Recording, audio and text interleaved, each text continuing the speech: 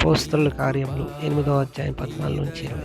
సమరయ వారు దేవుని వాక్యము అంగీకరించిరని యెరూషలేములోని అపోస్తలులు విని పేతురును యోహానును వారి యొద్దకు పంపిరి. వీరు వచ్చి వారు పరిశుద్ధాత్మను పొందవలనని వారి కొరకు ప్రార్థన చేసిరి.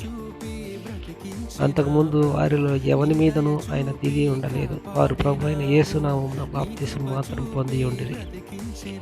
అప్పుడు పేతురును యోహానును వారి మీద చేతులుంచగా వారు పరిశుద్ధాత్మను పొందిరి. అపోస్తలులు చేతులుంచడం వలన పరిశుద్ధాత్మ అనుగ్రహించబడదని సీమోను చూచి వారి ఎదుట ద్రవ్యం పెట్టి, నేను ఎవరి మీద చేతులుంచుదునో వాడు పరిశుద్ధాత్మను పొందినట్లు ఈ అధికారం నాకీయుడని అడిగాను.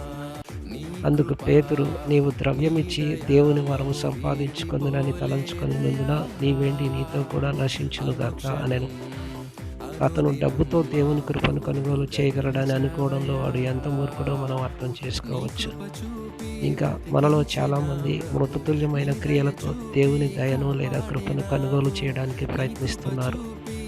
నేను నా పాపములు ఒప్పుకుంటే దేవుడు నన్ను క్షమిస్తాడు, నేను ఇతరులకు మంచి చేస్తే దేవుడు నన్ను ఆశీర్వదిస్తాడు, ఇది అదే పాపం మరియు అది పీటర్కు కోపం తెప్పిస్తుంది, చనిపోయిన నీ క్రియలు నీతో కూడా నశించునుగాక అని ఆయన నన్ను అనవచ్చు.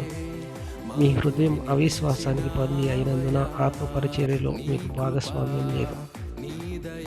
మన అవిశ్వాసం గురించి మనం పశ్చాత్తాపడాలని, మన మనసులను పునరుద్ధరించుకోవాలని మరియు మన హృదయాల ఉద్దేశాలను లేదా ఆలోచనలను మార్చడానికి సహాయం చేయమని అడగాలని చెప్పబడింది. మనల్ని క్షమించే విషయానికి వస్తే యేసు ఇప్పటికే పూర్తిగా క్షమించారని గమనించాలి.